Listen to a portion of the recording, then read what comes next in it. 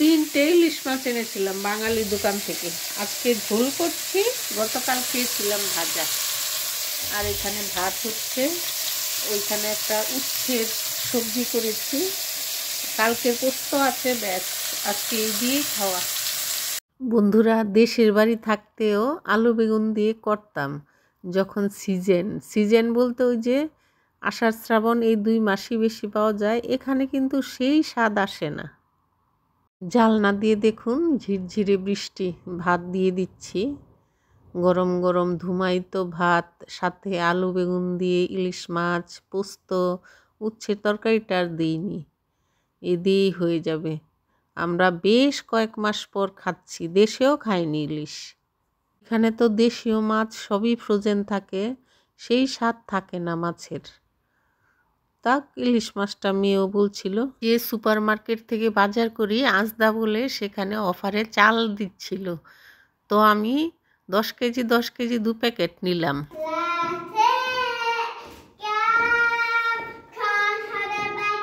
আজ বড় ভাইয়ের বউয়ের ডিউটি আছে, ও ডাক্তার, তো দাদা দিয়ে গেল ওকে অফিস যাওয়ার পথে আমার কাছে ও এত খুশি হয় যদি আমার কাছে আসতে পারে। ছোট ভাইয়ের বাড়ি যাচ্ছি, ছোট ভাইয়ের ছেলেও আছে, খেলবে।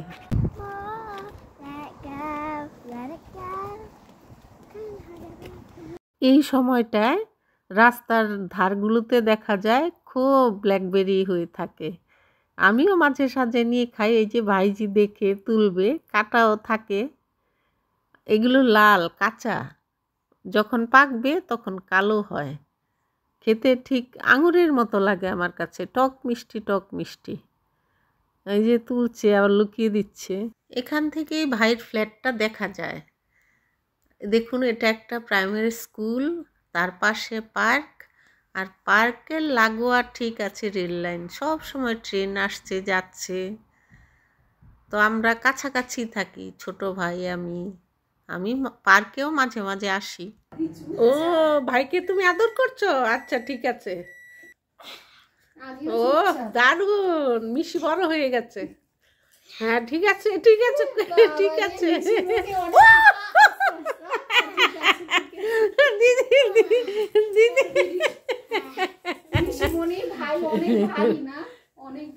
না না, ভাই পাতলা, ভাই রুগা। ভাই ভারী হলে তো দুনিয়া উল্টে যাবে। তাহলে গুড্ডু তুমি কি করছো?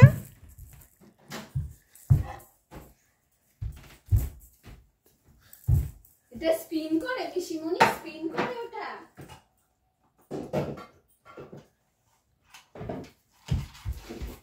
কি খাবে? পপকর্ন খাবে? মুসু, তুমি কি পপকর্নের জন্য অধীর আগ্রহ করছো? বুঝতে পারছো? হ্যাঁ, কাকিমণি পপকর্ন বানাচ্ছে নাকি? ওই যে আরো একজন এসে গেছে, পপকর্নের পার্টি। সব ভাই বোনরা একবারে, ছোটগুলো। ভাইজি তো চলে গেল, তো ছোট ভাই অফিস থেকে ফিরলো, তারপর আমরা একটু ঘুরতে বেরিয়ে গেলাম। কাছাকাছি যাব, আপনাদেরও দেখাবো, সঙ্গে থাকুন। ভাই বলছে আগে এখানে কাউন্সিলের পুরনো ফ্ল্যাট ছিল, এখন এগুলি নতুনভাবে হয়েছে। লন্ডনে তো এখন 9:30 সন্ধে হয়। ভাই অফিস থেকে এলো 6:45-7টার দিকে, আমরা ঠিক 7:15 বেরিয়ে গেলাম। দেখছি এটা বার্কিংয়ে, আমরা যেখানে থাকি তার কাছাকাছি।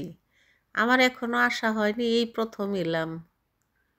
ভালো লাগছে, ভীষণ ভালো লাগছে, বেশ নিরিবিলি, আর এত রাস্তাগুলো চওড়া চওড়া, খুব ভালো লাগছে। বিদেশের আমার এই জিনিসগুলো খুব ভালো লাগে। পার্ক, একটু পর পরই পার্ক। এখানেও একটা পার্ক করছে দেখছি। দেখে সতেজ হয়ে রয়েছে মনে হচ্ছে, কিন্তু হ্যাঁ, আর্টিফিশিয়াল নয়, আসল। দেখ জলই হয়ে আছে, দাঁড়া আমি জলটা দেখাই। অনেক সুন্দর লাগছে, হাতের মধ্যে জল হলো না। হ্যাঁ, বাইরে বেরোলে কত কি দেখা যায় বন্ধুরা। মনে হচ্ছে কামরাঙ্গা, ঠিক কামরাঙ্গার মতো দূর থেকে। এটা কিন্তু একটা ফুলের গাছ, ভেতরটা দেখছি 3টে মোটর দানার মতো গুটি, আর একদম পাতলা। আমের মুকুল দেখে দেখে আমরা অভ্যস্ত, মনে হয় যেন আমের মুকুল, কিন্তু এই গাছের এটা হচ্ছে এক ধরনের ফুল। দেখুন, এটা তো আম গাছ নয়। যদি হতো কি যে খুশি হতাম। এখানে তো কখনোই দেখতে পাবো না, কেননা জলবায়ুটা ওইভাবেই তৈরি। আমেরিকায় অনেক জায়গায় পাওয়া যায়।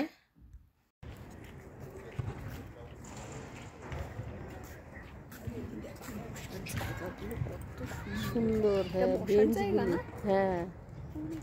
আমাদের দেশে গরমে আমরা ভীষণ কষ্ট পাই, আর এই বিদেশে লন্ডনে গরমটা এত উপভোগ করি। শীতকালটা মানে খুব খুব দুর্বিষহ যায়, এত বাজে।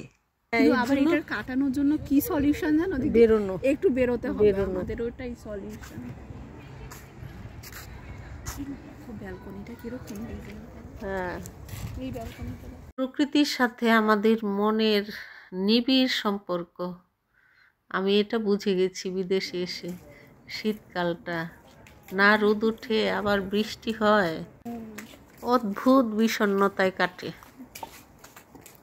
দাদারা তো এগুলো কিনতে পারতো, দাদারা তো দেখা যেত যে গরমে এখানকার প্রকৃতি যে কি অপরূপ রূপে সাজে। গ্যাসকন প্রাইমারি স্কুলের ভেতরটা এখন দেখতে পাচ্ছেন, কত বড় মাঠ।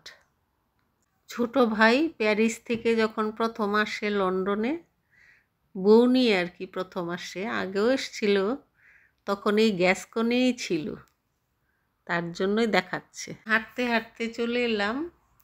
এই যে ও আমার ভাইপো, ও কিন্তু বাংলাদেশে ক্লাস 5 অবধি পড়েছে।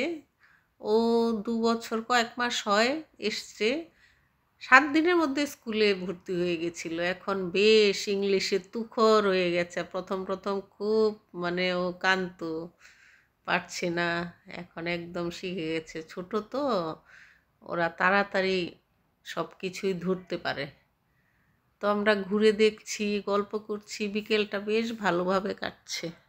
মাকে ছাড়া থাকে তো ভাইপু শ্রেষ্ঠাংশু, মাঝে মাঝে তো মন খারাপ করবেই। এখানে স্কুলের পড়াশোনাটা লক্ষ্য করছি, একদম চাপ নেই, বই নিয়ে যেতে হয় না এখানে।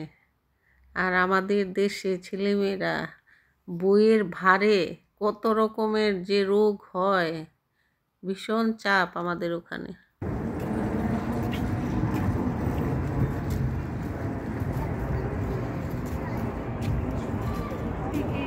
হ্যাঁ, একদম চেয়ার আছে, বসা যাবে। হ্যাঁ,